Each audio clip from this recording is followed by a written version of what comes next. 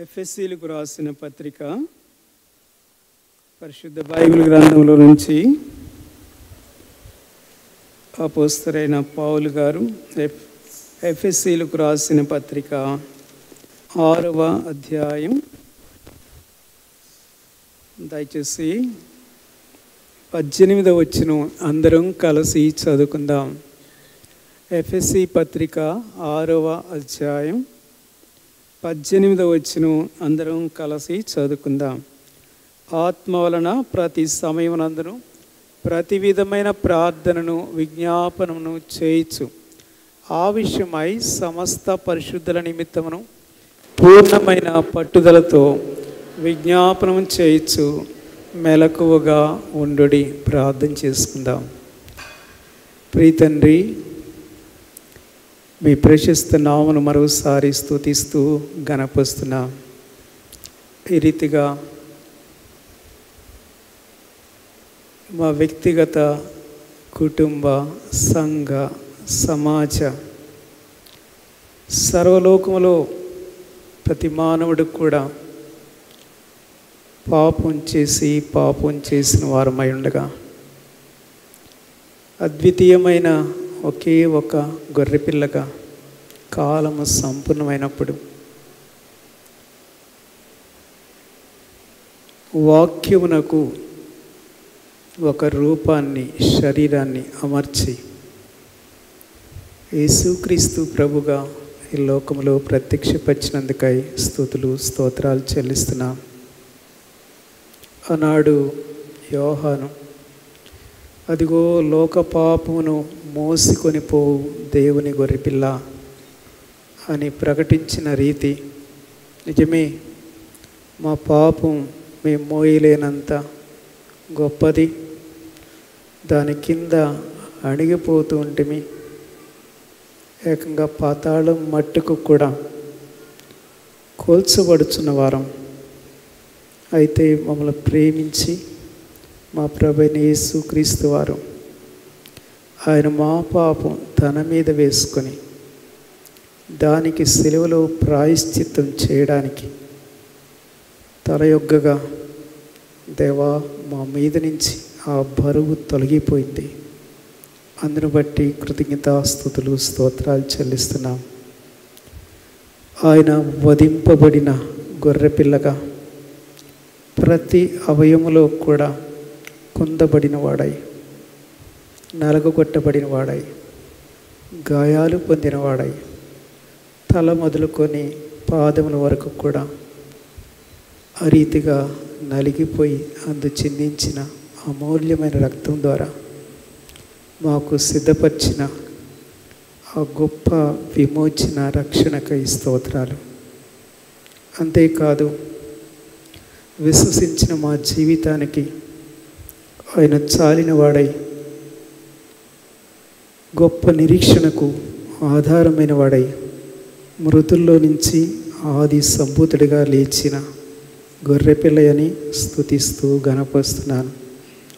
పునరుద్ధానుడైన క్రీస్తు మరణం మీద, సాతాని మీద, పాపం మీద, దేవా పాతాళం మీద ప్రకటించిన గొప్ప విజయం ఆ మేరకు తండ్రి కుడి పార్శ్వన సింహాసనాసీనుడై కూర్చుండగా భూమి మీద ఉన్న మేము ఆ విజయం వైపు చూస్తూ మేమును సకల పరిశుద్ధులతో స్తుతించి ఆరాధించకుండా ఎలా ఉండగలం? కాగా ఆయన సార్వభౌమాధికారం కలిగిన వాడై సమస్తాన్ని ఏలుచుండగా మా హృదయ సింహాసనం మీద కూడా మమ్మల్ని కూర్చొని ఏలుచున్నవాడుగా ఉన్నందుకై స్తోత్రాలు. తత్ఫలితంగా నెమ్మదిని అనిపిస్తున్నాం, నీతిని పొంది ఉన్నాం. ఈ లోకములో తండ్రి సంపూర్ణ నిశ్చయితతో జీవించే ధన్యత ఇచ్చారు. స్తుతి వందనాలు చెల్లిస్తూ తిరిగి నీ బలను సమీపిస్తుండగా నీ పరిశుద్ధ లేఖనం భాగముల చెంతకు వస్తున్నాను. ఆయన నీ దాసుని కనికరించు, నీ ప్రజలను కటాక్షించు. దేవా, ఈ ఉపదేశం కేవలం వినడం మాత్రమే కాదు, ఆ మేరకు మా అంతరంగంలో నీవేది కోరుతున్నావో అట్టి సత్యముతో నీ ఎదుట యాంచి దినాల్లో బ్రతకడానికి నీ కృపను ఆశ్రయిస్తూ, నీ శక్తిని ఆశ్రయిస్తూ, దేవా వినే చెవి, గ్రహించే హృదయం మాలో కలుగు చేయాలని యేసుక్రీస్తు వారి అతి శ్రేష్టమైన నామములో సమస్తాన్ని ఆత్మదేవునికే సమర్పించుకుంటూ ప్రార్థించి వేడుచున్నాను తండ్రి. ఆమేన్. ప్రియులారా, గత 10 వారముల నుంచి కూడా మనం ప్రార్థన, దాని ప్రాముఖ్యత అనే అంశంపై లేఖనాలు ధ్యానం చేస్తూ వస్తున్నాం. ఇలా చేయటంలో ప్రభు నాయందు మనయందు విస్తరింప చేయిస్తున్న ఆయన కృపను బట్టి నేను ప్రభుని ఎంతగానో కృతజ్ఞతాస్తుతులు చెల్లిస్తున్నాను. ఎందుకనగా ఈ వర్తమానం ఒక్కసారిగా సిద్ధపడింది కాదు. అయితే ఎప్పటికప్పుడు ప్రభు వైపు చూస్తుండగా ప్రభు లేఖనముల గురించిన వెలిగింపు అలాగా అనుగ్రహిస్తూ ముందుకు తీసుకుని వస్తున్నారు. గత కిందటి వారం అడవి లక్ష్మీపురంలో వార్షిక కూటాలు జరిగాయి. అక్కడికి హైదరాబాద్ నుంచి డేవిడ్ అని ఒక బ్రదర్ వర్తమానికుడిగా రావడం జరిగింది. ఆ సోదరుడు వాక్యం చెప్తూ ఒక సందర్భంలో అన్నాడు కదా, సంఘ ఆరాధనకు ఒకవేళ 300 మంది ప్రజలు హాజరైతే ఆ 300 మందిలో ఒక్క 0 తీసేస్తే ఎంతమందో అంతమంది బైబిల్ స్టడీకి వస్తారంట. అంటే 300 మందిలో ఒక 0 తీసేస్తే ఎంతమంది? 30 మంది బైబిల్ స్టడీకి వస్తారట. అయితే ఆ 30 మందిలో ఇంకొక 0 తీసేస్తే ఎంతమంది? ప్రార్థనకి అంతమంది చేరుతారంట. అంటే 3 చేరతారట. ఆ మాట మరి విన్నప్పుడు నా హృదయం నిజంగానే తరుక్కుపోయింది. అంటే సర్వలోకములో ఇదే పరిస్థితి ఉందా అని అనిపించిందన్నమాట.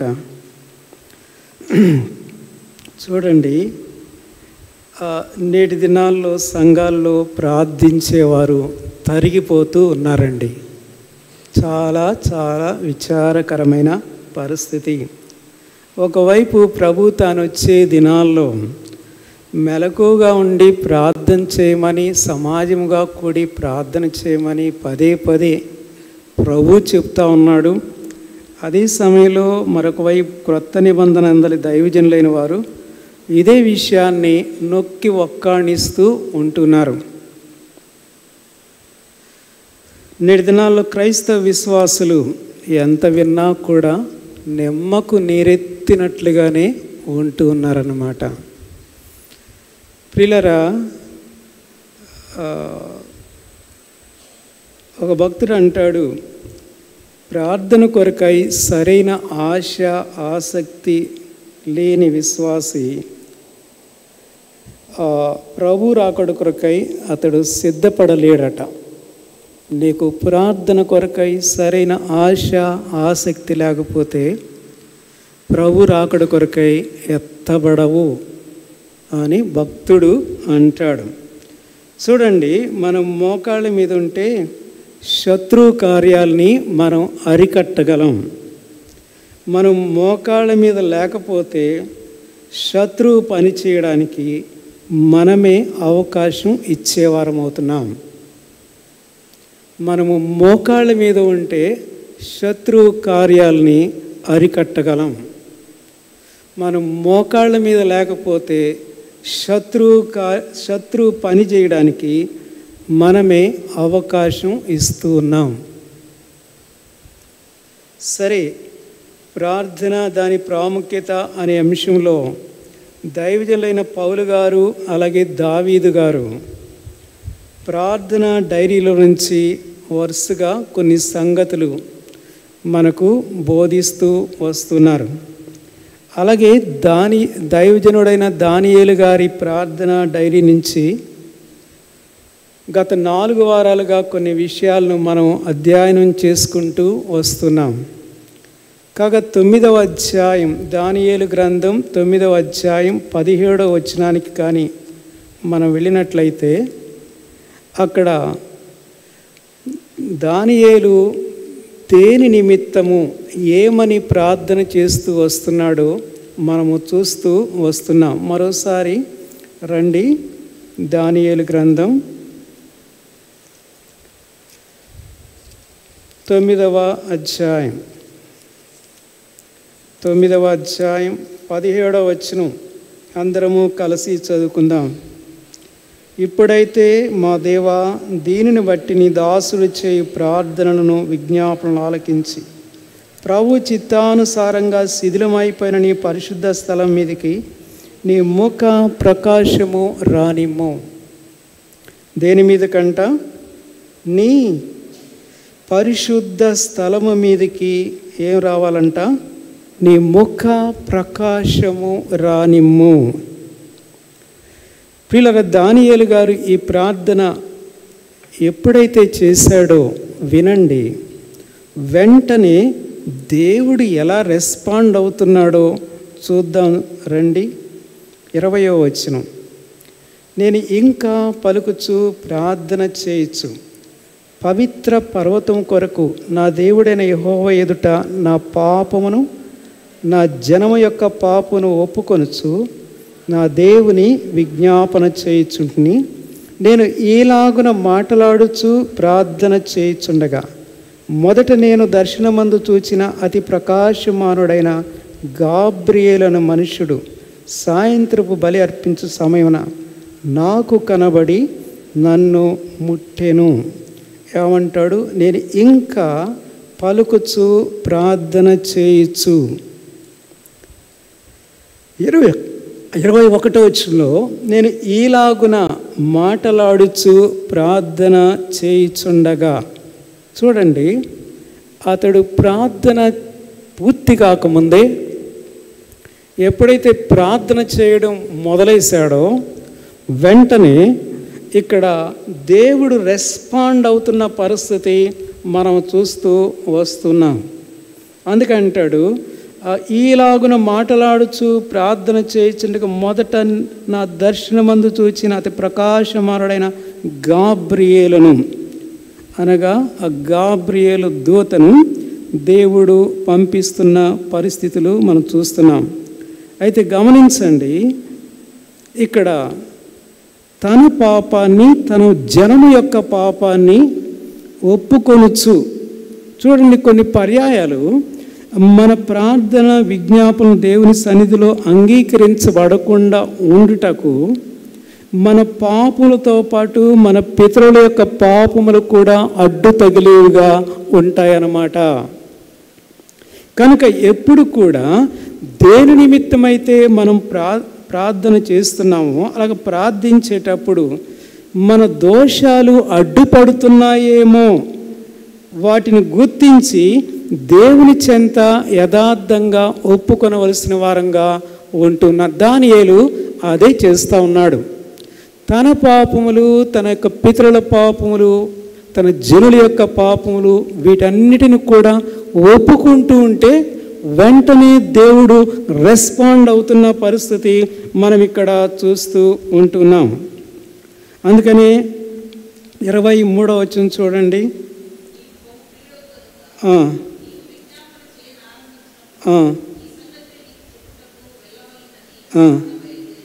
సో విజ్ఞాపన చేయనారంభించినప్పుడు ఈ సంగతిని నీకు చెప్పుటకు వెళ్ళవలని ఆజ్ఞ బయలుదేరిందట. అలాగైతే ప్రియులారా, ఏం జరిగిందో చెప్పమంటారా? వాస్తవికంగా దానియేలు ఈ ప్రార్థన చేయుచున్న కాలంలో మాదీయులు సామ్రాజ్యవాదులుగా కొనసాగుతూ ఉన్నారు.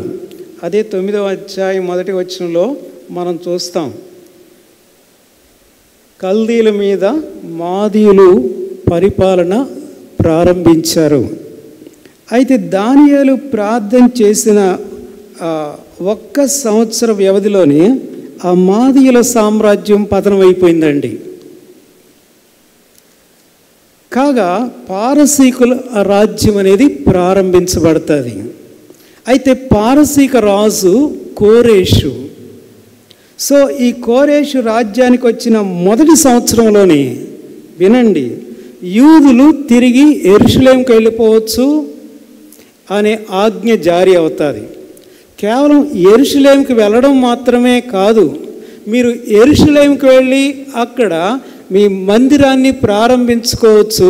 ఆ మందిరానికి సంబంధించిన వగైరా సామగ్రి అంతా కూడా మీకు ఇవ్వబడుతుంది అనే ఆజ్ఞ తను ఇవ్వడం జరుగుతుంది కదా, అవునా? ఎజ్రా గ్రంథం మొదటి అధ్యాయం, ఎజ్రా గ్రంథం మొదటి అధ్యాయం, దయచేసి మొదటి వచనాలు చూద్దాం రండి. ఎజ్రా గ్రంథం మొదటి అధ్యాయం, మొదటి పారసీక దేశపు రాజైన కోరేషు ఏలుబడిలో ఏ సంవత్సరం అంట? మొదటి సంవత్సరం మందు ఇర్మియా ద్వారా పలకబడిన తన వాక్యమును నెరవేర్చుటకై యెహోవా పారసీక దేశపు రాజైన కోరేసు మనస్సును ప్రేరేపింపగా అతడు రాజ్యమందంతటా చాటింపు చేయించి వ్రాత మూలంగా ఇట్లు ప్రకటన చేయించెను. పారసీక దేశపు రాజైన కోరేషు ఆజ్ఞాపించిందేమనగా, ఆకాశమందలి దేవుడైన యెహోవా పరలోకమందున సకల జనములను నా వశం చేసి యూదా దేశమందున యెరూషలేములో తనకు మందిరమును కట్టించమని నాకు ఆజ్ఞ ఇచ్చున్నాడు. కావున మీలో ఎవరు ఆయన జనులైనారో వారు యూదా దేశమందున్న యెరూషలేమునకు బయలుదేరి యెరూషలేములోని దేవుని మందిరమును అనగా ఇశ్రాయేలు దేవుడైన యెహోవా మందిరమును కట్టవలను. వారి దేవుడు వారికి తోడై ఉండును గాక. తర్వాత 4వ వచనం, మరియు యెరూషలేములో నుండి దేవుని మందిరమును కట్టించుటకై స్వేచ్ఛార్పణమును గాక ఆయా స్థలముల్లోని వారు తమ యొద్ద నివసించు వారికి వెండి బంగారములను వస్తువులను పశువులను ఇచ్చి సహాయం చేయవలనని ఆజ్ఞాపించెను. దేవుడు ఎలాగా రెస్పాండ్ అవుతున్నాడో చూస్తున్నాం. దానియేలు ప్రార్థన చేస్తున్నాడు. ప్రార్థన చేస్తుండగానే దేవుడు తన దూతకు ఆజ్ఞాపించాడు. ఒకవేళ ప్రార్థన చేయడం ముగించగానే దేవుడు అక్కడ ప్రతిస్పందన ఎలా ఉందో చూస్తున్నాం. అసలు ఆ రాజ్యాన్నే కూల్చివేసి మాదీయుల రాజ్యమే కూల్చబడింది. ఇక పారసీకుల దేశపు రాజు పైకి లేచాడు కోరేషు. మొదటి సంవత్సరంలోనే ఆజ్ఞిస్తున్నాడు, వెళ్ళి మీ మందిరాన్ని కట్టుకోండి. ఎందుకు చెప్తున్నానంటే దానియేలు ఆ మందిరము కొరకే ప్రార్థన చేస్తున్నాడు. అయా, శిథిలమైపోయిన నీ పరిశుద్ధాలయం వైపు నీ ముఖ కాంతిని ప్రకాశింపచేయి అని 17వ వచనంలో ప్రార్థన చేయడం మరి 2 వారాలుగా మనం వింటూనే వస్తున్నాం. కనుక ఆ రీతిగా ప్రార్థన చేయగానే దేవుడు ఎలాగ తన కార్యాలు జరిగిస్తున్నాడో మనం చూస్తున్నాం. కనుక ప్రార్థన ఏంటంటే అదే, ప్రభువా నీ పరిశుద్ధ స్థలం మీదకి నీ ముఖ ప్రకాశము రానిమ్ము. ప్రియులారా, దేవుని యొక్క ముఖకాంతి లేదా ముఖ ప్రకాశము అనేది ఈ సందర్భంలో దేవుని యొక్క సన్నిధిని అలాగే దేవుని యొక్క ప్రసన్నతను సూచిస్తూ ఉంది. అది ఒక ఆశీర్వాదకరమైన సంకేతమై ఉంటుంది. అందుకని సంఖ్యాకాండం 6వ అధ్యాయంలో 24 నుంచి 26 వరకు గత దినాల్లో మనం చదువుతూ వచ్చాం. ప్రియులారా, ఈ సందర్భాన్ని పురస్కరించుకొని గత ప్రభు దినాన ఆయన ముఖకాంతి యొక్క రహస్యం ఏంటో అనే విషయాలను మీ గమనానికి తేవడమైంది. అనగా దేవుని యొక్క ముఖకాంతి లేదా ప్రకాశత వెల్లడి చేయబడుతున్నప్పుడు అక్కడ లేదా ఆ స్థలంలో జరిగే కార్యాలు ఎలా ఉంటాయో 4 విషయాలని చెప్పాను. కానీ గత ఆదివారాన ఒకే ఒక విషయంలో మన సమయము సరిపోయింది. అది 80వ కీర్తనలో దైవజనుడైన ఆసాపు దేవునికి చేయుచున్న ప్రార్థన. 3వ వచనంలో 7వ వచనంలో 19వ వచనంలో మనం చూస్తే అంటాడు కదా, అయ్యా మేము రక్షణ నొందినట్లు నీ ముఖ కాంతిని ప్రకాశింపచేయి. మేము రక్షణ నొందినట్లు నీ ముఖకాంతిని ప్రకాశింపచ్చే. కనుక ప్రథమంగా దేవుని ముఖకాంతి ఎక్కడ ప్రకాశిస్తూ వస్తుందో అక్కడ రక్షణ కలుగుతూ ఉందన్నమాట. ఆ మేరకు నూతన నిబంధనలో త్రికాల రక్షణ గురించి గత పర్యాయం మనం అధ్యయనం చేశాం. రక్షించబడుట, రక్షించబడితిమి, రక్షించబడుచున్నాము, అలాగే రక్షింపబడిదము. ఇది త్రికాల రక్షణ, పాస్ట్, ప్రజెంట్, ఫ్యూచర్. గతంలో ఒకవేళ మనం రక్షించబడి ఉండవచ్చు కొన్ని సంవత్సరాల క్రితం. అయితే ప్రస్తుతం ఆ రక్షణను వణుకుతో, భయముతో కొనసాగించుకోవాలి. ఎప్పటి వరకు అనంటే ప్రభు వచ్చేటంత వరకు కూడా. కాగా ప్రభు వచ్చినప్పుడు మన రక్షణ సంపూర్తి చేయబడుతూ ఉంది. కనుక ఒకరాడు రక్షించబడిన వారు ప్రభు రాకడలో ఎత్తబడు నిమిత్తమై సిద్ధపడవలసిన వారుగా ఉంటున్నారు. ఎలాగ సిద్ధపడాలి అనగా ప్రార్థనలో మెలకువతో సిద్ధపడాలి అని దేవుని యొక్క వాక్యం చాలా స్పష్టంగా వెల్లడి చేస్తుంది. అప్పుడే తమ తమ రక్షణను సంపూర్తి చేసుకున్న వారై నిత్య మహిమలో చేరుతున్న వారై ఉంటున్నారు. అలాగైతే ప్రియులారా, నేటి దినాన మరొక సత్యాన్ని మనం లేఖనంలో నుంచి సందర్భంలో చూచి ప్రభు యొక్క బలను సమీపిద్దాం. దయచేసి రండి. అనగా దేవుని ముఖ ప్రకాశిత వెల్లడి చేయబడుతున్నప్పుడు అక్కడ జరిగే మరొక కార్యం గురించి మనం చూద్దాం. రండి దయచేసి ఇదే కీర్తన గ్రంథం 90వ కీర్తనకి వెళదాం. 90వ కీర్తన గ్రంథం 90, దయచేసి 8వ వచనం మనం అంతా కలిసి చదువుకుందాం. కీర్తనలు 90వ కీర్తన 8వ వచనం అందరము కలిసి చదువుకుందాం. మా దోషములను నీవు నీ ఎదుట నుంచుకుని ఉన్నావు. తర్వాత మాట, నీ ముఖ కాంతిలో మా రహస్య పాపములు కనబడుచున్నవి. అది నీ ముఖ ప్రకాశతలో లేదా నీ ముఖ కాంతిలో ఏం కనబడుతున్నాయంట? మా రహస్య పాపములు కనబడుచున్నాయి. ప్రియులారా, ఈ కీర్తన ఎవరు రాస్తున్నారు? శీర్షికలో మోషే చేసిన ప్రార్థన. ఈ ప్రార్థన కీర్తనలో తాను ఒప్పుకుంటున్న విషయం ఏంటంటే, నీ ముఖ కాంతిలో ఏమంటాడు? మా రహస్య పాపములు కనబడుచు ఉన్నాయి. చూడండి, ఈ మోషే గారు ఏదో సామాన్యమైన వ్యక్తి కాదు. ఆయన దైవజనుడు, ఏ మ్యాన్ ఆఫ్ గాడ్, దైవజనుడు. కనుక ఆ శీర్షిక మీదే ఉంది కదా, ఏమంటాడు చూడండి, దైవజనుడైన మోషే చేసిన ప్రార్థన. అది ఆయన బిరుదు. సాధారణంగా దైవజనుడు అనే బిరుదును పొందడానికి ఎవరు అర్హులుగా ఎంచబడతారు అనంటే, దయచేసి ఒక మాట చదువుదాం రండి. తిమోతికి అపోస్తలుడైన పౌలు గారు రాస్తున్న మొదటి పత్రిక 6వ అధ్యాయం 11వ వచనంలో చదవండి ఎవరైనా. దైవజనుడా, నీవైతే వీటిని విసర్జించి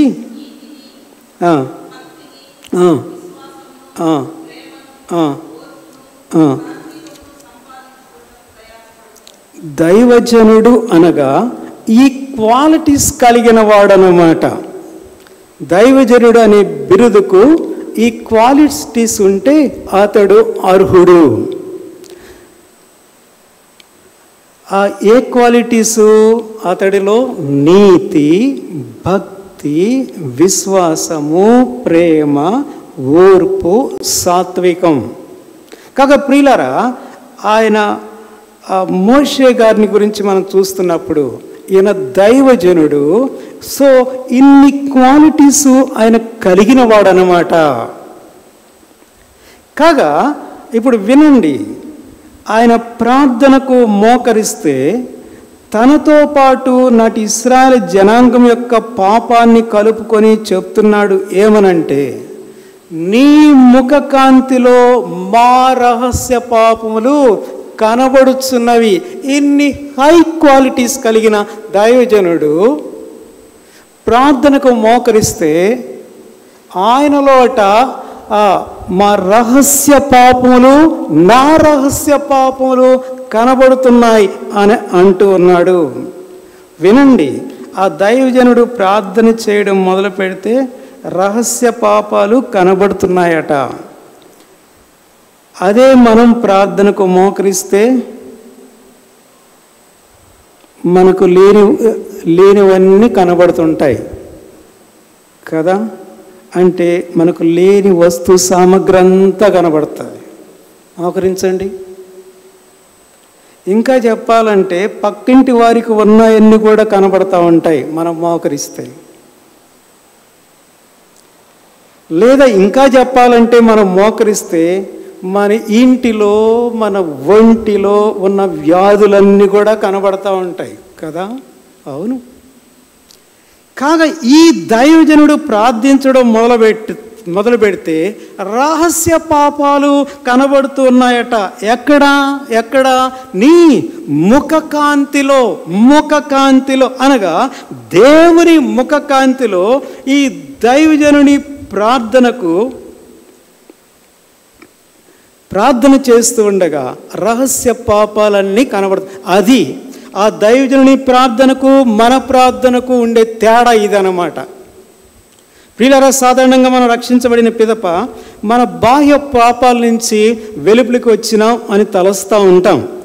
బాహ్య పాపాలు అని అంటే ఉదాహరణకు చెప్పాలంటే త్రాగుడు, జోదము, దొంగతనము, వ్యభిచారము, మోసము, సిగరెట్లు, ఈవెన్ విగ్రహారాధన, కొట్టుబోతుతనము, తిట్టుబోతుతనము, ఒకవేళ అబద్ధాలు, ఇవన్నీ అనుకుందాం. ఇవన్నీ కూడా బాహ్య పాపాలే. ఇంకా ఎక్కడైనా ఒకవేళ సాక్ష్యం చెప్పమంటే కూడా వీటి గురించి చాలా చక్కగా వివరించి వర్ణించి చెప్పడం జరుగుతూ ఉంటుంది. అవును, ఒకప్పుడు నేను పచ్చి తాగుబోతున్న ఇంటిని, లేదా దొంగన ఇంటిని, విగ్రహారాధికురాలన ఇంటిని, వ్యభిచారిన ఇంటిని, ఇప్పుడు ప్రభువు నన్ను తన కృపచేత విడిపించినాడు అని సాక్ష్యాలు చెప్పడం వింటూ ఉంటాం. మంచిదే.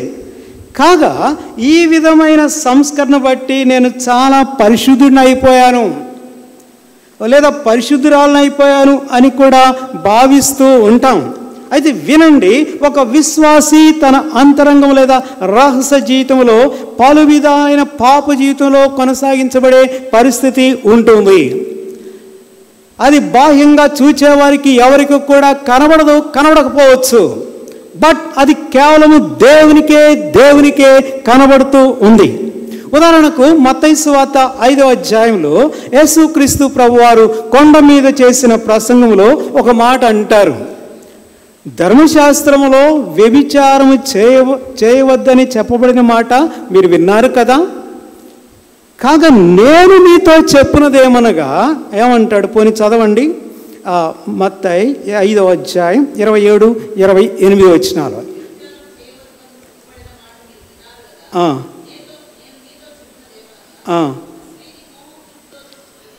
స్త్రీని మోహపు చూపుతో చూచు ప్రతివాడు అప్పుడే తన హృదయమందు ఆమెతో వ్యభిచారము చేసిన వాడగును. కనుక క్రీస్తు శాస్త్రము, క్రొత్త నిబంధన శాస్త్రం ఏమి చెప్తుందట? ఒక స్త్రీని మోహపు చూపుతో చూచే ప్రతివాడు, సో అది ఇతడు విశ్వాసే కావచ్చు, తన చూపుల్లో పాపం చేస్తున్నాడు. అది బాహ్యంగా ఎవరికి కనబడదు. ఎవరికి కనబడుతుంది? ఈవెన్ ఒక విశ్వాసురాలైన స్త్రీ కూడా ఇది వర్తిస్తుంది. సో ఇవి రహస్య పాపాలు అనగా ఒక వ్యక్తి స్వభావంలో నిలిచి ఉన్న పాపాలు. నేను బాహ్య సంబంధమైన పాపాల నుంచి విడుదల పొందాను అని సాక్ష్యం చెప్పవచ్చు, మంచిదే. అయితే అంతరంగ జీవితంలో, రహస్య జీవితంలో దాగి ఉన్న పాపల విషయంలో, అలాగే హృదయంలో కపటం ఉంది అనుకుందాం.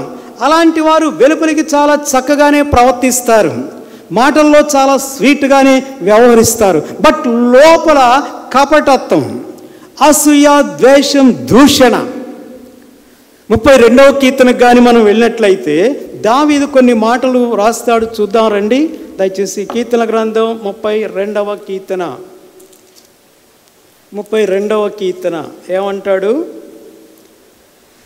మొదటి వచనం, తన అతిక్రమములకు పరిహారం నొందినవాడు, తన పాపమునకు ప్రాయశ్చిత్తం నొందినవాడు ధన్యుడు. తర్వాత మాట, యెహోవా చేత నిర్దోషి అని ఎంచబడిన వాడు, దెన్ ఆత్మలో కపటము లేనివాడు. సో వెలుపట అతిక్రములకు పాపులకు పరిహారం నందడం ఒక ధన్యత, మంచిదే. అది మొదటి వచనానికి పరిమితమవుతుంది. బట్ అది ఒక మొదటి స్టెప్ అనుకుందాం. అయితే రెండవ స్టెప్లో, రెండవ వచనంలో ఆత్మలో కపటము లేనివాడు అనగా ఆత్మలో ఉన్న కపటము ఎవరికి తెలుస్తుంది? అది బాహ్యంగా మనల్ని చూచేవారికి ఎవరికి కూడా కనబడదు. అదే రహస్య పాపం. అది దేవునికే కనబడుతూ ఉంది. కనుక ఆత్మలో కపటత్వాన్ని తొలగించున్నప్పుడు దేవుని ద్వారా నిర్దోషులుగా ఎంచబడుతూ ఉన్నాం. ఎస్, అలాగే ప్రియులారా, ఇక్కడ మనం ఎరగవలసిన ఒక సత్యం, దేవుడు ఎప్పుడు కూడా ఆల్వేస్ మన బాహ్య యాక్షన్స్ని బట్టి ఆయన మనకు ప్రతిఫలము లేదా రివార్డ్ ఇవ్వడు అని గుర్తుపెట్టుకోవాలి. ఉదాహరణకు ఇదే మత్తయి సువార్త 6వ అధ్యాయంలో ప్రభు కొండ మీద చేస్తున్న ప్రసంగంలోనే అంటాడు కదా, రహస్యమందు చూచుచున్న నీ తండ్రి ఏం ఇస్తాడంట? నీకు ప్రతిఫలం ఇస్తాడు. ప్రతిఫలం ఇస్తాడు. ఏ విషయాల్లో?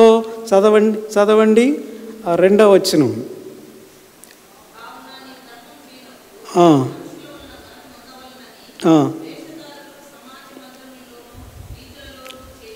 నువ్వు ధర్మము చేయనప్పుడు 4వ వచనం. తర్వాత 5వ వచనం, ప్రార్థన చేయనప్పుడు. 16వ వచనం, ఉపవాసం చేయనప్పుడు. 18వ వచనం, రహస్యమందు చూస్తున్న, ప్రథమంగా ధర్మం చేసేటప్పుడు, ప్రార్థన చేసేటప్పుడు, ఉపవాసం చేసేటప్పుడు. నిజమే, గమనించండి. వీటిని బట్టి మనం వెలుపల చూచే ప్రజలు ఒకవేళ చాలా అప్రిషియేట్ చేయవచ్చు. బాహ్యంగా ఒకవేళ మనం ధర్మం చేస్తుంటే, బాహ్యంగా నిలువ మోకాళ్ళకి ప్రార్థన చేస్తుంటే, బాహ్య రీతిలో మనం ఉపవాసాలుండి ప్రార్థన చేస్తుంటే, వెలుపట చూస్తున్న వారు మనల్ని బాగా అప్రిషియేట్ చేయవచ్చు. What is the use? నీకేమైనా 10 రూపాయల ఆదాయమా? ఒకవేళ నీలో ఉబ్బిపోయే తత్వం ఏదైనా ఉంటే నేను కాదనలేను. అయితే దేవుని నుండి మనం ప్రతివిధమైన ప్రతిఫలం పొందాలి అంటే మన రహస్య జీవితాన్ని బట్టే. అవును ప్రియులారా, మన రహస్య జీవితంలో నిర్దోషత్వాన్ని కలిగి మనం చేసే ధర్మమైనా, ప్రార్థన అయినా లేదా ఉపవాసమైనా అది దేవుని నుండి మనకు ప్రతిఫలాన్ని అందించేదిగా ఉంటుంది కదా. అది ఎట్టి ప్రతిఫలము ఆయనే లెక్క కట్టిస్తాడనమాట. నువ్వు చేసే ధర్మాన్ని బట్టి, నువ్వు చేసే ప్రార్థన బట్టి, లేదా నువ్వు చేసే ఉపవాసాలను బట్టి ఆయనే దానికి ఎంత మట్టుకు ప్రతిఫలం ఇవ్వాలో దాన్ని తూకం వేసి ఆయనే ఇచ్చేస్తాడనమాట. ఇక్కడే మరో సత్యాన్ని చెప్తాను, వినండి. మనం బాహ్య సంబంధమైన దుర్నీతిపై దేవుని యొక్క కోపము బయలుపరచబడుతుంది. షూర్. సో దేవుని యొక్క కోపం ఎలాగ వెల్లడి చేయబడుతుందో బాహ్య సంబంధమైన పాపల మీద, మన రహస్య పాపాలు, స్వభావంలో దాగి ఉన్న పాపములు, అంతరంగ గదుల్లో సుఖ నివాసం చేస్తున్న పాపాలు సైతము దేవుని యొక్క తీర్పులోనికి తేబడి అవి కూడా మనల్ని పనిష్మెంట్లోనికి తోడుకొని వెళ్ళేవిగా ఉంటున్నాయి. అంతేకాదు, ఒకవేళ పైకి సమాజం యొక్క కనుదృష్టిలో మనం మంచిగా కనబడవచ్చు, కానీ రహస్య జీవితంలో అపవిత్రతకు స్థానం ఇస్తూ ఉంటే మనము నటిస్తున్నామని దేవుడికి బాగా తెలుసు. ఆయనకి ఎవరు చెప్పాలి? ఎందుకంటే దేవుని మనము మోసం చేయలేం కదా. ఆయన కనుదృష్టి కట్ట మరుగైన సృష్టము ఏది కూడా లేదంటే. హెబ్రీయులకు రాసిన పత్రికలో 4వ అధ్యాయం 13వ వచనంలో అపోస్తలుడైన పౌలు రాస్తాడు, దేవుని కనుదృష్టికి మరుగైనది ఏది కూడా లేదు. ఆయన రహస్యములు కూడా తేటగా చూడగలిగిన కనుదృష్టి కలిగిన వాడుగా ఆయన ఉంటున్నాడు. కనుక తత్ఫలితంగా ఈ నటనాయుతమైన జీవితాలు కూడా దేవుని యొక్క తీర్పులోనికి తోడుకొని వెళ్ళే ఆ వ్యక్తిని తోడుకొని వెళ్ళేవిగా ఉంటున్నాయి. అట్టి వారికి ఇంకా చెప్పాలంటే డబుల్ ట్రీట్మెంట్ అన్నమాట. ఎందుకంటే ఆయన వేషధారులను ద్వేషించేవాడు. ప్రియులారా, ఇందుకు నేను ఒక ఉదాహరణను మీ జ్ఞప్తికి తెస్తాను. ఉదాహరణకు దావీదును గూర్చి దేవుడిస్తున్న సాక్ష్యం నిజంగా అద్భుతకరంగా ఉంటుంది కదా. రండి చదువుదాం. రాజులు మొదటి గ్రంథం 15వ అధ్యాయం. రాజులు మొదటి గ్రంథం 15వ అధ్యాయం. ఇక్కడ దయచేసి 4వ వచనం చదువుదాం రండి. ఏమంటాడు? దావీదు హిత్తీయుడైన ఊరియా భార్య సంగతి యందు తప్ప తన జీవితం దినములన్నీ ఎట్లంట, యెహోవా దృష్టికి, అంతరంగాన్ని చూచే యెహోవా దృష్టికి యథార్థంగా నడుచుకొనుచు యెహోవా అతనికి ఇచ్చిన ఆజ్ఞల్లో దేని విషయమందును తప్పిపోకుండెను. ఇక్కడ గమనించండి, దావీదు గురించి దేవుడిస్తున్న సాక్ష్యం. దావీదు హిత్తీయుడైన ఊరియా సంగతి యందు తప్ప తన జీవితాల దినాలన్నీ కూడా దేవుని దృష్టికి అప్రైట్గా ఉన్నాడట, యథార్థంగా. బట్ బ్లాక్ మార్క్ ఎక్కడ చెప్పండి? ఊరియా యందట. అది దావీదును గురించి దేవుడిచ్చే సాక్ష్యం. అయితే ఈ ఊరియా భార్య విషయంలో ఏమైంది వినండి. అది వసంతకాలమట. రాజులకందరికీ అది యుద్ధకాలమట. అట్టి కాలంలో దావీదు తన సైన్యాన్ని యుద్ధానికి పంపిస్తాడు. తాను మాత్రం నగరిలో నిద్రపోవడం మొదలు పెడతాడు. సాయంత్రం నిద్ర లేచేసరికి వినండి, అల్లంత దూరంలో ఒక స్త్రీ స్నానం చేస్తూ కనబడింది. అంతే, తన దృష్టిలో అపవాది దూరినాడు. వెంటనే తన దాసులను పంపించి ఆమెను తన నగరంలోకి పిలిపించుకొని ఆమెతో పాపం చేస్తాడు. ఆమె గర్భవతి అవుతుంది. ఆమె ఎవరు అంటే ఒక సైనికుని భార్య. కనుక తన పాపాన్ని కప్పిపుచ్చుకోవడానికి ఆ సైనికుని యుద్ధములో నుంచి పిలిపించి ఇంటికి వెళ్ళమని చెప్తాడు. అతడు యుద్ధంలో నుంచి వస్తాడు, కానీ అతడు ఇంటికి వెళ్లకుండా రాజనగర్లోనే ఉండిపోతాడు. దావీదు అతన్ని ఏదో ఒక రీతిగా ఇంటికి పంపించే ప్రయత్నం చేస్తాడు, కానీ అతడు వెళ్ళడం. మెట్టుకు అతన్ని మరలా యుద్ధభూమిలోనికి పంపించి అతడు చనిపోయేలాగా ప్రణాళిక చేస్తాడు. వినండి, ఈ వ్యవహారం అంతా వేరొక నరమాత్రునికి అసలు తెలియదు. ఇంకా అసలు ఎవరికి తెలియదు అన్నమాట. అంత బహురహస్యంగా జరిగించేస్తాడు. కానీ అదంతా దేవునికి తెలుసు కదా. ఆ వచనం చదువుతారండి. సమూయేలు గ్రంథం 2వ గ్రంథం, సమూయేలు 2వ గ్రంథం 11వ అధ్యాయం. దయచేసి 27వ వచనం లాస్ట్ చివరి భాగంకి వస్తే ఆ 27వ వచనంలో కూడా, అయితే దావీదు చేసినది యెహోవా దృష్టికి దుష్కార్యముగా ఉండెను. అయితే దావీదు చేసినది దేవుని దృష్టికి దుష్కార్యమట. పిల్లరా, సీనంతా కట్ చేస్తే చూడండి, ఈ విషయాన్ని దేవుడు తీర్పులోనికి తెచ్చి విచారించేటప్పటికీ అది అతనికి సివియర్ పనిష్మెంట్ని ప్రకటింపచేసేదిగా ఉంది కదా. ఇప్పుడు చదవండి 12వ అధ్యాయం 12వ వచనం అందరం కలిసి చదువుకుందాం. పగటి యందు వాడు వారితో శయనించును, నీవు ఈ కార్యము, తర్వాత మాట, రహస్యముగా చేసితివి గాని ఇశ్రాయేలందరూ చూచుచుండగా పగటి అందే నేను చెప్పిన దానిని చేయింతును అనేను. దేవుడే చేయింపజేసేవాడుగా ఉంటున్నాడట.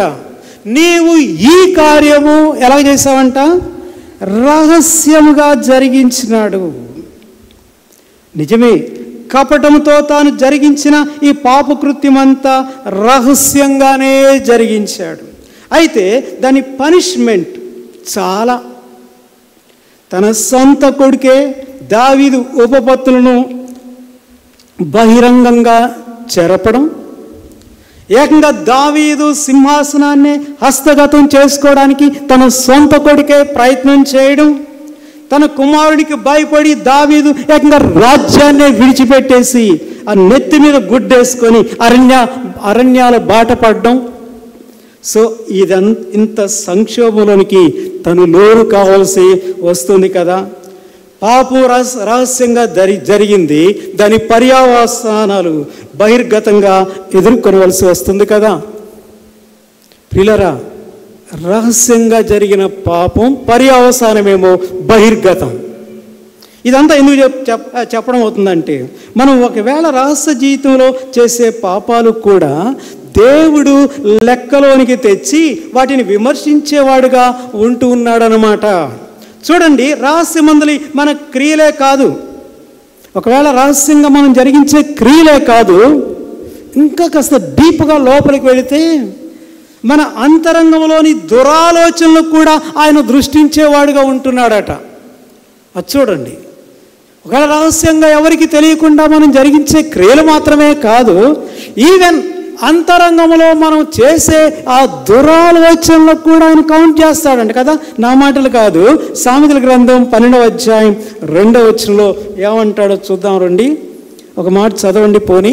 సామెతల గ్రంథం 12వ అధ్యాయం 2వ వచనం.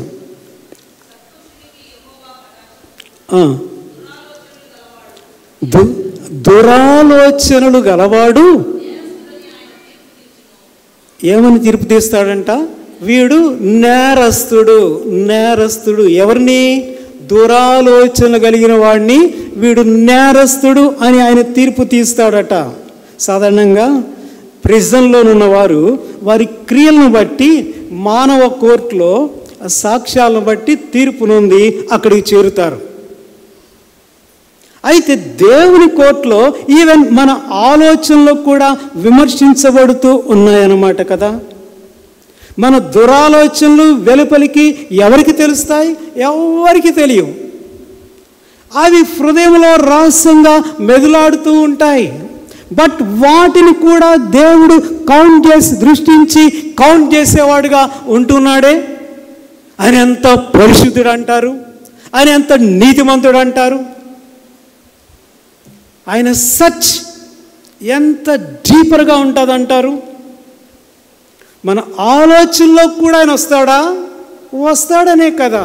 ఆలోచనలు బట్టి కూడా ఒక వ్యక్తికి తీర్పును సిద్ధం చేస్తున్నాడా? అదే కదా ఇక్కడ సొలొమోను వ్రాస్తున్న సంగతి. అలాగైతే దైవజనుడైన మోషే 90వ కీర్తనలో ప్రార్థన చేస్తున్నాడు కదా, దేవా నీ ముఖ కాంతిలో మా రహస్య పాపములు కనబడుచున్నాయి అనగా దేవుని యొక్క ముఖ కాంతి వారి మీద ప్రకాశించబడుతూ ఉన్నప్పుడు లేదా వారి రహస్య పాపాలేంటో వారి గ్రహించగలుగుతున్న వారు అవుతున్నారన్నమాట.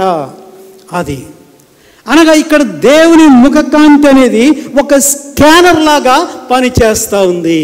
అది సాధారణంగా బాహ్య సంబంధమైన వ్యాధి నిర్ధారణ చేయాలంటే వైద్యులు అంతరవయవాలను పరీక్షిస్తారు కదా. వైద్యులు స్కానింగు, ఎక్స్రే, సిటీ, ఎంఆర్ఐ తీయించి ఈవెన్ బ్లడ్ టెస్టులు చేయిస్తూ ఉంటారు. అక్కడ వ్యాధి నిర్ధారణ అవుతుందన్నమాట. కాగా ఇక్కడ మనకు గోచరమయ్యే సత్యం ఏంటంటే, ప్రియులారా, దేవుని ముఖకాంతి అనేది మన అంతరంగ మాలిన్యతను మనకు వెల్లడి చేసే ఒక స్కానింగ్ మిషన్ లాంటిది. దేవుని ముఖకాంతి ఎందు నుండి మన జీవితాలపై ప్రకాశించేదిగా ఉంటుందో చెప్పమంటారా? దేవుని ముఖకాంతి ముఖకాంతి అని అంటా ఉన్నాం కదా. అక్కడికి వెళితే దానియేలు యొక్క అనుభవంలో ఆయన ముఖకాంతి, ఆయన సన్నిధిని మనకు బయలుపరుస్తుంది, ఆయన యొక్క ప్రెజెన్స్ని మనకు బయలుపరుస్తుంది.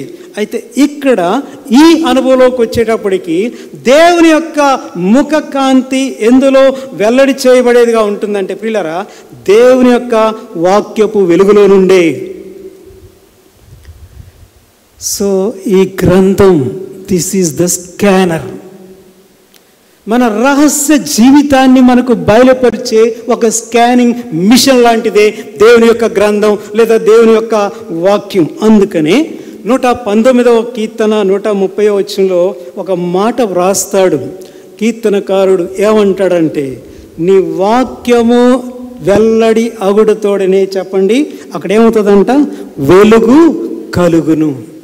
దేవుని యొక్క వాక్యము ఎక్కడ వెల్లడి చేయబడుతుందో అక్కడ లైట్ అన్నమాట, వెలుగు కలుగును. ఇది మన అంతరంగ గదుల్లో ఉన్న చీకటిని సర్చ్ చేసేదిగా ఉంటుంది. It is just like a torch అని చెప్పచ్చు. ఉదాహరణకు ఒక చీకటి గదిలో ఏ వస్తువు ఎక్కడ ఉందో గుర్తించాలంటే అక్కడ టార్చ్ వేసి చూస్తే అది కనబడుతూ ఉంది. అయితే ఆ వస్తువు చెప్పాలంటే ప్రియులారా అంతవరకు అక్కడే ఉంటుంది. అయితే మనకు బాహ్య నేత్రాలకి అది కనబడదు. బట్ అక్కడ టార్చ్ చేసి చూస్తే అది అక్కడే ఉంటుంది, అది తేటగా మనకు కనబడేదిగా ఉంటుంది. ఎస్, ఈవెన్ అపొస్తలుడైన పౌలు గారు కూడా ఇదే సత్యాన్ని వెల్లడి చేస్తాడు కదా. దేవుని వాక్యమట మన హృదయపు ఆలోచనలను తర్వాత తలంపులను ఏం చేస్తుందంట, శోధిస్తుంది. Deep search. దేవుని యొక్క ఏప్రిల్కి రాసిన పత్రిక 4వ అధ్యాయం 12వ వచనంలో మాట చాలా స్పష్టంగా ఉంది. దేవుని యొక్క వాక్యము ఏమంట, మన ఆలోచనలను తర్వాత మన తలంపులను కూడా శోధిస్తుంది. ఈవెన్ పేతురు గారు కూడా అంటారు 2వ పత్రిక 1వ అధ్యాయం 19వ వచనంలో, ఆ వాక్యము చీకటి గల చోటున వెలిగిచ్చు దీపమైనట్లు ఉందంట. ఆ వాక్యము చీకటి కలిగిన ఏరియాస్ అన్నిట్లో కూడా అది లైటన్ చేస్తూ ఉందన్నమాట. అయితే విచారకరమైన విషయం ఏంటంటే చెప్పమంటారా, చాలాసార్లు దేవుని యొక్క వాక్యం మన హృదయాంతరంగ గదులపై ప్రకాశించబడుతున్నప్పుడు సైతం కూడా మనము ఆ పాప విషయంలో ప్రతిస్పందించం. తత్ఫలితంగా దేవుని ఆశీర్వాదాలకు దూరం అవ్వడం తప్ప ఆ మురికి అలాగే పెట్టుకొని బ్రతుకుతూ ఉంటాం. తత్ఫలితంగా ఆత్మీయ క్షీణత అనగా ఆత్మీయ జీవితంలో ఇక రోగిగా బ్రతకడం తప్ప మరి ఇంకేమీ లేదు. అది ప్రమాదకరం. ఒక వ్యక్తి లోపల రోగం పెట్టుకొని అట్లాగే బ్రతుకుతూ ఉంటే వాడి యొక్క జీవితం శారీరరీతిగా క్షీణించిపోతున్న పరిస్థితే కదా. అది మృతానికి దారి తీస్తుంది కదా. ఆత్మీయ జీవితంలో కూడా అంతే పరిస్థితి. అది ఎలాగా ఉంటుందంటే, కొంతమంది పైకి చాలా బాగానే కనిపిస్తూ ఉంటారండి, కానీ పుట్టుక్కుమని చచ్చిపోతూ ఉంటారు. కారణం లోపల అవయవాల్లో ఏదో ముదిరిపోయిందనమాట. బ్లడ్ వెజల్స్లో ఏదో బ్లాక్ అయిపోయి ఉంటున్నాయి, టక్కని చచ్చిపోతాడు. నిన్న మొన్న చాలామంది ఈ హార్ట్ అటాక్తో చచ్చిపోయిన వాళ్ళ గురించి వింటూ ఉన్నాను. బాగానే ఉన్నారంట, వాళ్ళకి తెలియదు బాహ్య జీవితంలో బాగానే కనబడతా ఉన్నారు, లోపలంతా మూసుకొని పోయినారన్నమాట. ఏదో డట్ చేరిపోయింది గుండెల్లో. ప్రియ సోదరి, ఆత్మీయ జీవితంలో కూడా ఇదే లోపల నీ జీవితంలో మురికి మాలిన్యత దేవుని యొక్క వాక్యం మీద సోకుతున్నప్పుడు సైతం దాని గురించి ఏమాత్రం కూడా కేర్ తీసుకోకుండా అలాగే కొనసాగించబడతా ఉన్నావా? జాగ్రత్త. ఆత్మీయ క్షీణతే కాదు, ఆత్మీయ జీవితంలో డెత్ కూడా ఏర్పడే పరిస్థితిగా ఉంటుంది. ప్రియులారా, మన ఆత్మీయ జీవితంలో ఈ మధ్యాహ్న సమయంలో మనం ప్రభు బల దగ్గరికి వెళ్ళకముందు పరీక్ష చేసుకుందాం. దావీదు 19వ కీర్తనలో ఒక చక్కటి ప్రార్థన చేస్తాడు కదా. ఆ ప్రార్థనను చూసి మనము ప్రభు బల చెంతకు వెళదాం రండి. 19వ కీర్తన, దయచేసి 19వ కీర్తన దావీదు వ్యక్తిగత జీవితంలో చేస్తున్న ప్రార్థన. అందరం కలిసి చదువుకుందాం. 19వ కీర్తనలో 12వ వచనం. తన పొరపాటులు కనుగొనగలవాడెవడు? నేను రహస్యముగా చేసిన తప్పులు క్షమించి నన్ను నిర్దోషినిగా తీర్చు. దేవా, నేను రహస్యంగా చేసిన పాపములు ఏమంటాడు? క్షమించయ్యా, క్షమించు, నన్ను క్షమిస్తే నేను నిర్దోషినిగా తీర్చబడతాను, నీ ఎదుట నేను నిర్దోషినిగా నిలవబడతాను ప్రభువా. ఇది దావీదు యొక్క ఇక్కడ ప్రార్థనగా మనం చూస్తూ వస్తున్నాం. 13వ వచనం, దురభిమాన పాపంలో పడకుండా. ప్రియులారా, ఈ దురభిమాన పాపము అనేది కూడా వేరెవ్వరికి కనబడకపోవచ్చు. సో అదొక రహస్య పాపం. వాటిలో పడకుండా ఆపు. తర్వాత, అప్పుడు నేను యథార్థవంతుడనై ఆదిక ద్రోహము చేయకుండా నిందారహితుడిగా నేను జీవిస్తాను. ఆపు. రహస్యంగా చేసిన నా పాపను క్షమించు, నేను నీ ఎదుట నిర్దోషినిగా నిలవబడతాను. నువ్వు వచ్చినప్పుడు నిర్దోషినిగా నేను నిన్ను ఎదుర్కొంటాను. ప్రియులారా, ఆ తర్వాత ఏమంటాడు? 14వ వచనం. ఈ మాటలు బాగా తెలుసు మనకు. నా నోటి మాటలు అనగా నా బాహ్య జీవితానికి సంకేతం. దెన్ నా హృదయ ధ్యానం అంతరంగ రహస్య జీవితానికి సంకేతం. ఎలా ఉండాలంట? నీ దృష్టికి అంగీకారములగును గాక.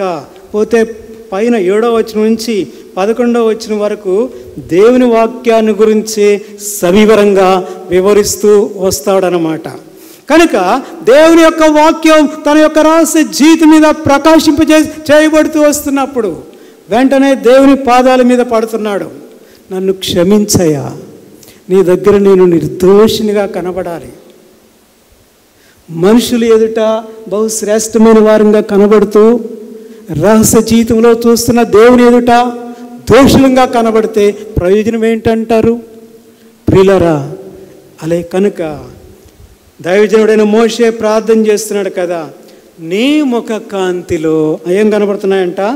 మా రహస్య పాపములు కనబడుతున్న ఈ రీతిగా ఇక్కడ దేవుని యొక్క ముఖ ప్రకాశతకు మనం ఒక పేరు పెట్టుకున్నట్లయితే దేవుని వాక్యపు ముఖ కాంతి. మన రహస్య పాపలు మనకు కనపరిచే దేవుని ముఖ ప్రకాశత పేరేంటంటే దేవుని వాక్యపు ముఖ కాంతి. దానియేలు గారు ప్రార్థిస్తున్నాడు, ప్రభువా, నీ పరిశుద్ధ స్థలం మీద నీ ముఖ కాంతి అనగా ఆయన సన్నిధి అనబడే ముఖ కాంతిని ప్రకాశింపచేయి. అలాగైతే ఇక్కడ ఆయన వాక్యపు ముఖ కాంతి తత్ఫలితంగా నిర్దోషత్వం, దేవునికి అంగీకారయోగ్యమైన జీవితం. అలాగైతే మధ్యాహ్న సమయంలో ప్రభు బలను సమీపించుకుందిగా నేను ముగిస్తున్నాను. అంతరంగ జీవితంలో ఎక్కడెక్కడ మాలిన్యత, కల్మషం దాగి ఉందో అంతరంపు గదుల్లో ఒకసారి పరీక్ష చేసుకుందాం. నిర్లక్ష్య వైఖరితో దాని గురించి ముందుకు వెళుతున్నామా? ఆత్మీయ జీవితంలో రోగగ్రస్తులం అయిపోతామంటే ఆత్మీయ జీవితంలో మృతతుల్యులుగా చేయబడతాం. కనుక ఒకవేళ మాలిన్యత కొద్దిగానే ఉంటే దాన్ని ఎప్పటికప్పుడు శుద్ధీకరించుకోవడం అనేది చాలా శ్రేష్టమైన సంగతి అండి. అది మొదలుపెట్టుకున్న తర్వాత చాలా కష్టమవుతుంది. నిన్న శుక్రవారం జస్ట్ ఒక ఎగ్జాంపుల్ చెప్పాను. విజ్ఞాపన ప్రార్థనలో కొంతమంది హాజరైన వారు విని ఉండవచ్చు. మా తల్లిది గోదావరి ప్రాంతం. ఆ గోదావరి ప్రాంతంలో నల్ల రేగడి భూములు ఉంటాయి. అక్కడ కొన్ని పందులని తిరగడం చూశాను. చెప్పాను కదా, ఈ జంతువుల్ని, పక్షుల్ని, పురుగుల్ని, వీటిని పరీక్షించడం నాకు సరదా, హాబీ. ఇదివరకు ఇటువైపు ప్రదేశం అంతా కూడా ఏవిఎం గార్డెన్ అన్నమాట, మామిడి తోట. ఇక ఇది బహిర్భూమిగా కూడా వినియోగించేవారు.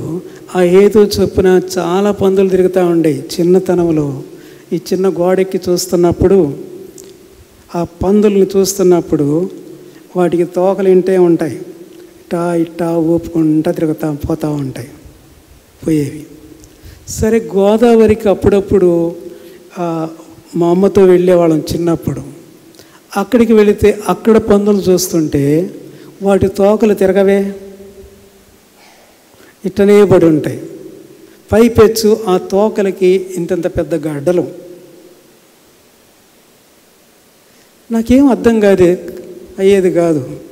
ఆడుండే పందుల తోకలేమో ఇట్టిట్టిట్ట అంటుంటాయి, ఈ తోకలేమో ఇట్టగే ఇంత గడ్డలు వేసుకొని ఊగులాడుతున్నాయి అని అనుకుంటే ఏంట్రా సంగతి అని అంటే, అది గడ్డలు కాదంట.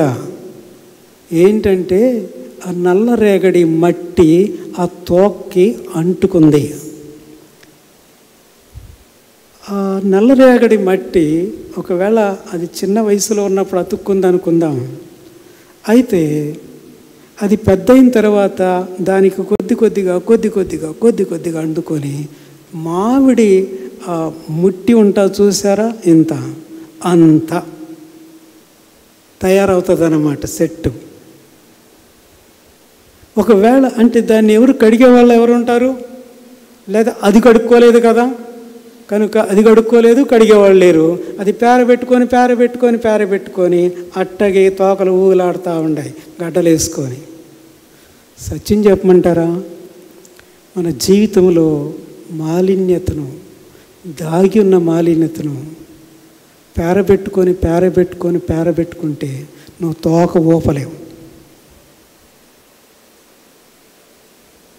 అది కొద్దిగా ఉన్నప్పుడే క్రీస్తు శిలువ దగ్గరికి రా, క్రీస్తు ప్రభు యొక్క రక్తాన్ని ఆశ్రయించు, అప్పుడే కడిగేసుకొని శుద్ధీకరించుకో.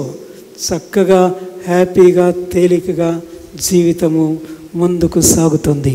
దేవుని యొక్క వాక్యపు వెలుగు నీ రహస్య జీవితం మీద, నీ పాప జీవితం మీద, నీ మాలిన్యమనే జీవితం మీద ఎక్కడైనా సోగుతూ ఉంటే వెంటనే క్రీస్తు శిలువ దగ్గరికి వచ్చేయి. ప్రభు రక్తాన్ని ఆశ్రయిస్తూ క్షమించమని అడుగు. అది గడ్డగా తయారకముందే అంతటితో దాన్ని వదిలించుకో. బహు తేలికైన ఆత్మీయ జీవితంలో ముందుకు సాగుతాం కదా. ప్రార్థన చేసుకుందాం.